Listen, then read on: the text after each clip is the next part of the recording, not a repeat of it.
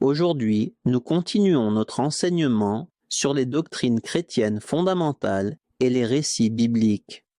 Nous allons à nouveau examiner la vie de Joseph et parler de l'importance de la pureté pour les disciples de Christ. Les disciples de Christ sont appelés à rechercher la sainteté et la pureté. Ils doivent poursuivre la pureté en devenant moralement purs, sans tache, et libérés de tout ce qui souille, tant dans la pensée que dans l'action. Ils doivent être saints, c'est-à-dire mis à part pour Dieu et consacrés à son service. La pureté est donc une condition du cœur qui influence nos actions et nous pousse à rechercher et à suivre la vérité avec sincérité. Beaucoup de chrétiens ne réfléchissent pas beaucoup à la pureté. Ils se contentent d'être pardonnés et d'éviter les grands péchés. Mais ceux qui recherchent la pureté ne se satisfont pas de simplement s'abstenir du péché. Ils veulent ressembler à Christ et tendre à la perfection en toutes choses. C'est aussi ce que Dieu désire pour nous. Il nous appelle à être saints comme lui est saint. 1 Pierre, chapitre 1, versets 15 à 16. Mais, puisque celui qui vous a appelé est saint, vous aussi soyez saints dans toute votre conduite, selon qu'il est écrit, « Vous serez saints, car je suis saint ». Nous sommes appelés à être saints, tout comme Dieu laisse.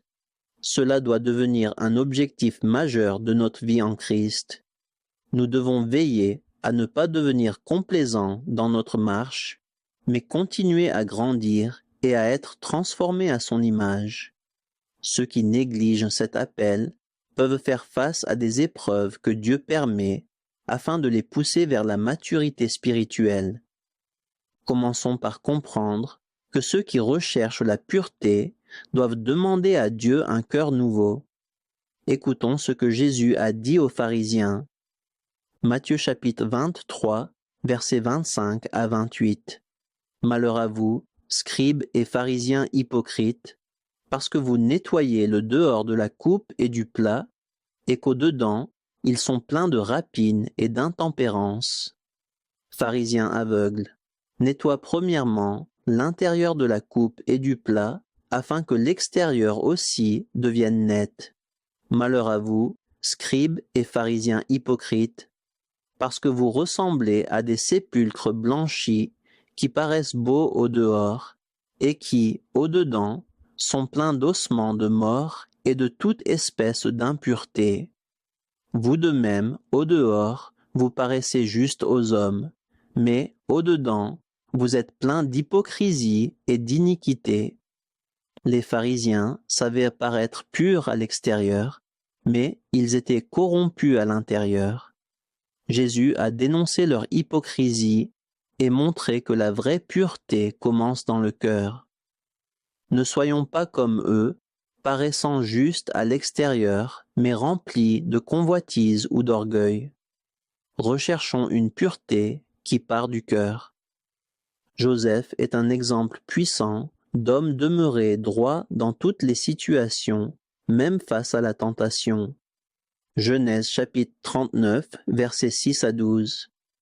Il laissa aux mains de Joseph tout ce qui lui appartenait, et il ne s'occupait de rien avec lui, sinon du pain qu'il mangeait. Or Joseph était beau de taille et beau de figure. Après ces choses, la femme de son maître porta les yeux sur Joseph et dit, « Couche avec moi. » Mais il refusa et dit à la femme de son maître, « Voici, mon maître ne prend avec moi connaissance de rien dans la maison, et il a remis entre mes mains tout ce qui lui appartient.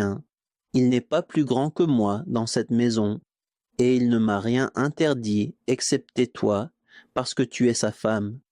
Comment ferais-je un aussi grand mal, et pécherais-je contre Dieu? » Quoique tous les jours elle parlât à Joseph, il refusa de coucher auprès d'elle et d'être avec elle. Un jour qu'il était entré dans la maison pour faire son ouvrage, et qu'il n'y avait là aucun des gens de la maison, elle le saisit par son vêtement en disant « Couche avec moi ». Mais il lui laissa son vêtement dans la main et s'enfuit au dehors. Joseph avait décidé de vivre saintement. Face à la tentation, il a fui. La Bible nous appelle aussi à rester fermes dans la tentation et promet que ceux qui ont le cœur pur verront Dieu.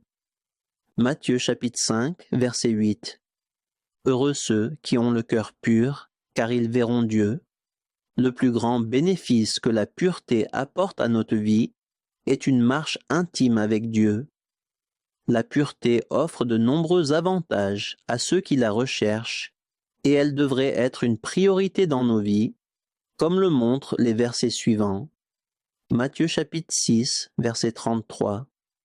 Cherchez premièrement le royaume et la justice de Dieu, et toutes ces choses vous seront données par-dessus.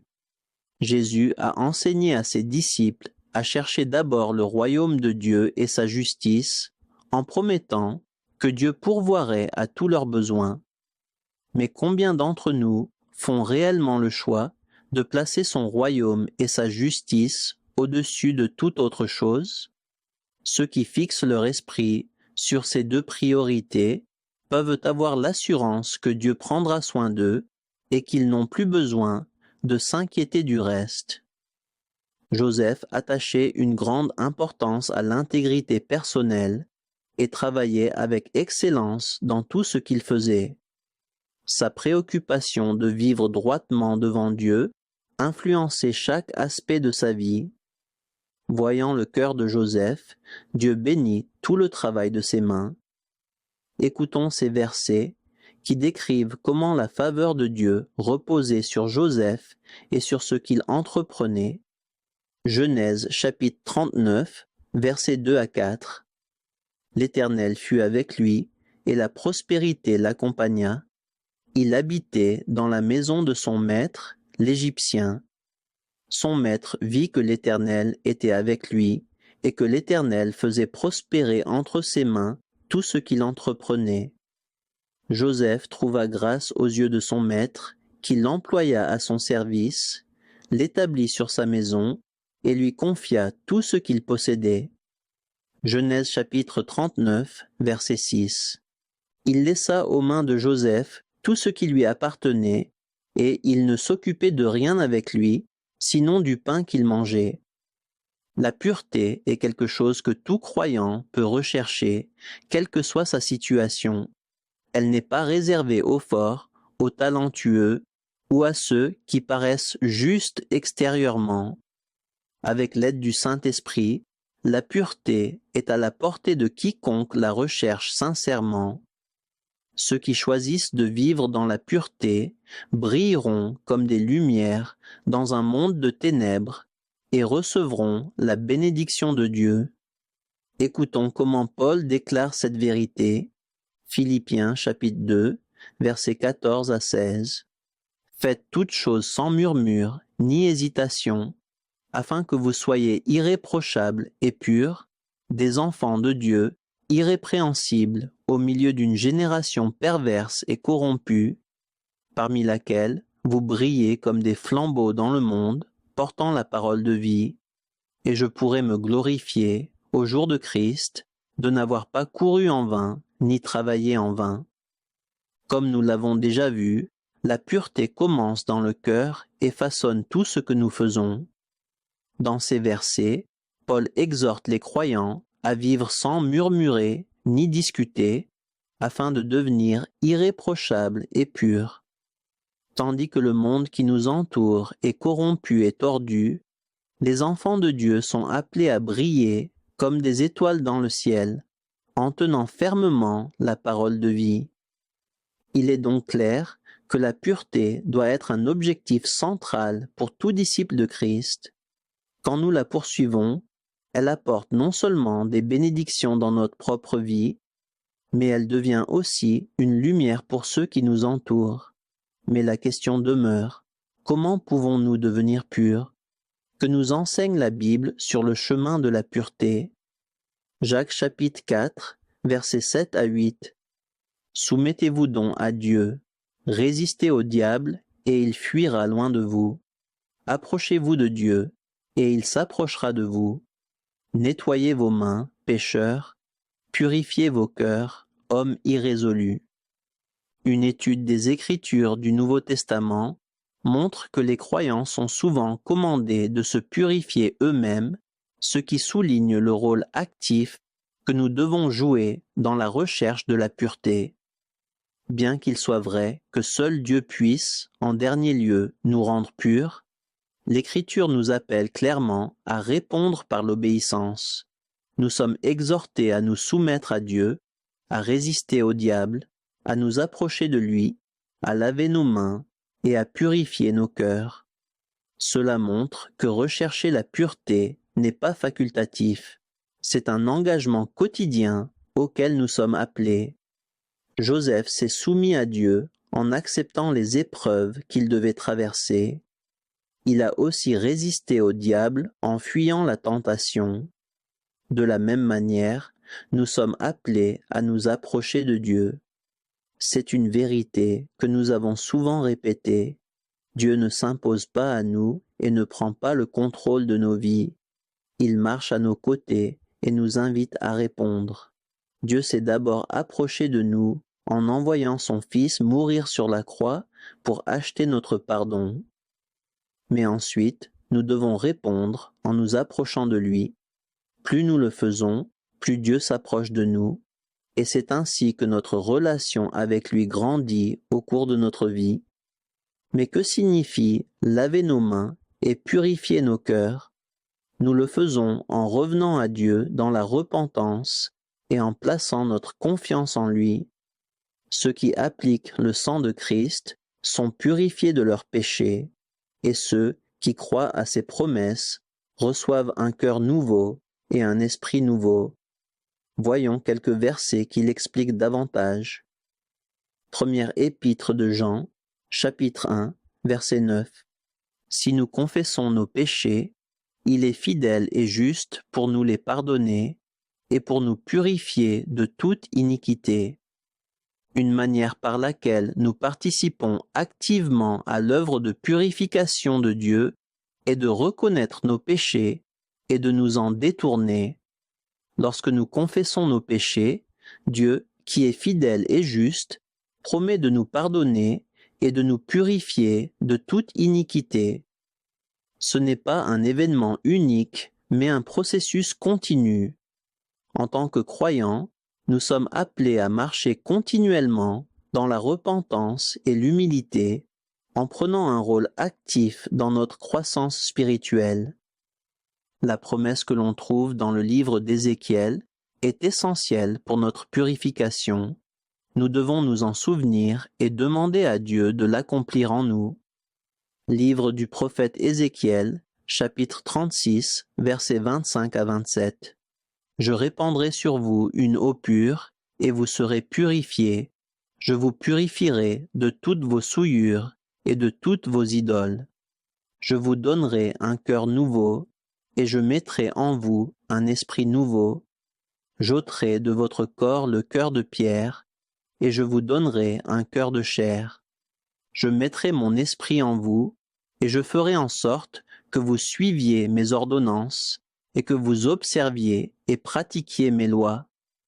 En fin de compte, ceux qui désirent vraiment être purs doivent recevoir un cœur nouveau et un esprit nouveau de la part de Dieu. Il promet non seulement de nous purifier de nos péchés passés, mais aussi de nous transformer en nous donnant un cœur qui désire obéir à ses commandements. Quiconque cherche la pureté doit demander à Dieu d'accomplir cette promesse dans sa vie, car il n'existe pas d'autre chemin vers la véritable justice. Les tentatives d'atteindre la pureté par nos propres forces ne mèneront qu'à l'échec et, en fin de compte, à la séparation éternelle d'avec Dieu. Une chose est claire, ceux qui cherchent la pureté doivent la poursuivre activement et en faire leur priorité absolue. Daniel et ses amis sont un exemple fort d'hommes pieux qui ont choisi de vivre des vies pures, même dans un environnement extrêmement corrompu. Livre du prophète Daniel, chapitre 1, versets 8 à 10. Daniel résolut de ne pas se souiller par les mets du roi et par le vin dont le roi buvait, et il pria le chef des eunuques de ne pas l'obliger à se souiller. Dieu fit trouver à Daniel faveur et grâce devant le chef des eunuques. Mais le chef des eunuques dit à Daniel, « Je crains mon Seigneur le roi, qui a fixé ce que vous devez manger et boire. Car pourquoi verrait-il vos visages plus abattus que ceux des jeunes gens de votre âge? Vous exposeriez ma tête auprès du roi. » La Bible dit que Daniel résolut de ne pas se souiller.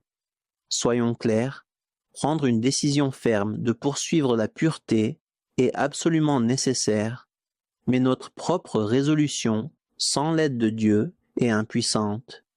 Lorsque nous nous engageons à la pureté, nous le faisons par la foi, non en nous appuyant sur notre propre force, mais en faisant confiance à Dieu pour nous guider et nous fortifier. Décider d'être pur signifie demander à Dieu de nous purifier et de nous aider à vivre dans la justice en nous souvenant de la promesse que Jésus a donnée. Évangile selon Matthieu, chapitre 7, verset 7. Demandez et l'on vous donnera. Cherchez et vous trouverez. Frappez et l'on vous ouvrira. Écoutons maintenant l'histoire suivante. Évangile selon Marc, chapitre 1, versets 40 à 44. Un lépreux vint à Jésus, et, se jetant à genoux, il lui dit d'un ton suppliant, « Si tu le veux, tu peux me rendre pur. » Jésus, ému de compassion, étendit la main, le toucha et dit, « Je le veux, sois pur. » Aussitôt la lèpre le quitta, et il fut purifié.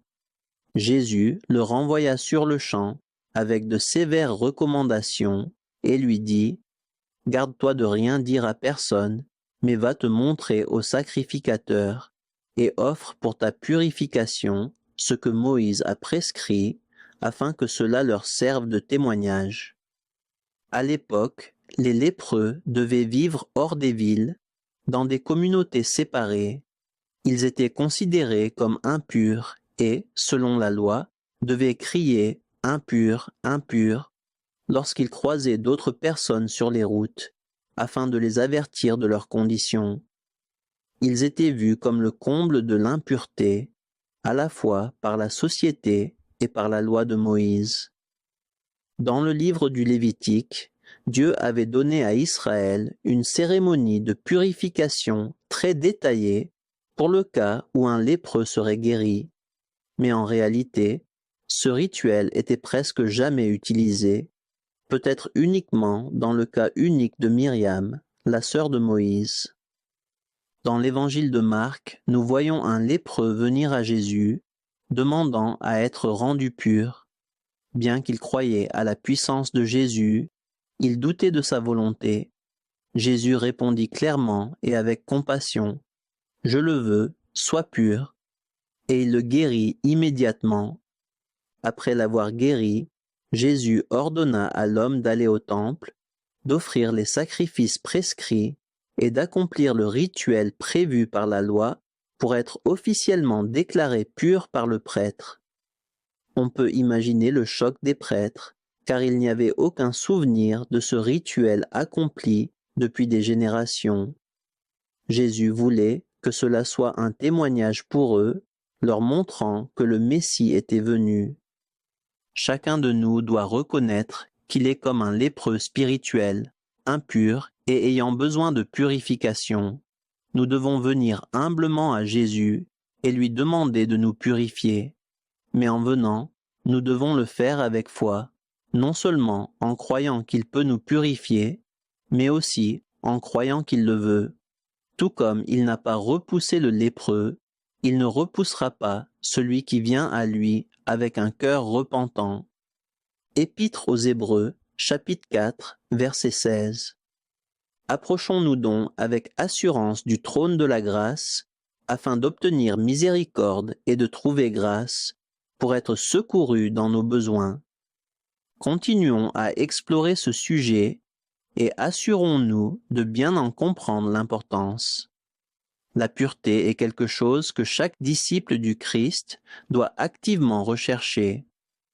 Bien que la vraie pureté vienne uniquement par l'œuvre sanctifiante de Dieu dans nos vies, l'Écriture montre clairement que nous sommes aussi appelés et commandés à prendre un rôle actif dans cette recherche. Nous ne devons jamais mettre notre foi dans nos propres efforts, mais nous sommes appelés à agir par la foi en faisant confiance à Dieu qui agit en nous et nous aide à changer. Oui, Dieu nous donne un cœur nouveau et un esprit nouveau, mais il est également vrai que nous sommes appelés à résister activement aux désirs de notre vieille nature pécheresse. Écoutons maintenant les versets suivants. Première épître aux Thessaloniciens, chapitre 4, versets 3 à 5. Ce que Dieu veut, c'est votre sanctification, c'est que vous vous absteniez de l'impudicité, c'est que chacun de vous sache posséder son corps dans la sainteté et l'honnêteté, sans se livrer à une convoitise passionnée, comme font les païens qui ne connaissent pas Dieu. Dieu désire que chacun de nous soit sanctifié, mais l'Écriture montre aussi clairement qu'apprendre à contrôler notre corps d'une manière sainte et honorable est un processus. Cela ne se fait pas du jour au lendemain. Lorsque nous sommes venus à Christ, nous avons reçu un cœur nouveau qui désire le suivre. Mais nous vivons encore dans des corps terrestres qui convoitent souvent ce qui est contraire à la volonté de Dieu. À cause de cela, nous nous retrouvons dans une lutte constante, une bataille spirituelle entre les désirs de l'esprit et les désirs de la chair. L'apôtre Paul décrit cette bataille de façon vivante dans plusieurs de ses lettres, nous aidant à comprendre à la fois le défi et l'espérance que nous avons dans ce chemin vers la pureté. Lisons maintenant quelques versets où Paul explique ce combat permanent et le processus de devenir pur dans un langage à la fois honnête et accessible. Épître aux Romains, chapitre 7, versets 14 à 20. Nous savons, en effet, que la loi est spirituelle, mais moi, je suis charnel, vendu au péché, car je ne sais pas ce que je fais, je ne fais pas ce que je veux, et je fais ce que je hais. Or, si je fais ce que je ne veux pas, je reconnais par là que la loi est bonne. Et maintenant, ce n'est plus moi qui le fais, mais c'est le péché qui habite en moi. Ce qui est bon, je le sais, n'habite pas en moi, c'est-à-dire dans ma chair, j'ai la volonté, mais non le pouvoir de faire le bien, car je ne fais pas le bien que je veux, et je fais le mal que je ne veux pas. Et si je fais ce que je ne veux pas, ce n'est plus moi qui le fais, c'est le péché qui habite en moi. Paul décrit ici de façon frappante la lutte à laquelle beaucoup de nouveaux croyants font face. Il parle d'un désir sincère de faire le bien et d'adhérer pleinement à la vérité de la parole de Dieu, tout en tombant parfois dans les choses mêmes qu'il est. Paul explique que cela arrive à cause du péché qui habite encore dans son corps. Il y a une bataille constante entre l'esprit en nous, qui désire faire la volonté de Dieu, et les désirs de notre chair, qui recherchent la gratification égoïste.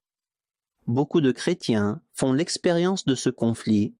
Ils cèdent à ce que leur corps convoite, tout en étant intérieurement attristés par leurs actions. C'est pourquoi Paul dit que chaque croyant doit apprendre à contrôler son corps.